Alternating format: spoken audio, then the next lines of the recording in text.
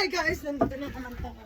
Alam ko naman, gusto ko naman kung mahal na mahal kita. Ikaw lang naman yung nasa isip mo. Mahal na mahal ko yung gusto nang makasama pa sa buhay na ito.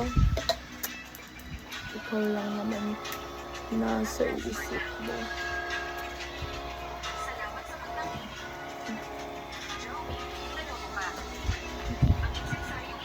Ikaw lang naman nasa isip. Ikaw lang naman nasa mayroong ganoong talento. Mating si Chairman mo, ito ang malaking tao sa mundo ng pagtatasa ng gauntry. Bakit parang pinahahalagahan niya si Joey? Chairman mo, ikaw lang naman nasa bigyan ng calling card. may matatawa ka. Ikaw ang eksperto sa pagtatasa na inupahan ng tindahan ito. Tama ba? Ang insensaryo sa Ikaw iyong lang kamay, naman maaari ko bang tingnan? nasa isip mo.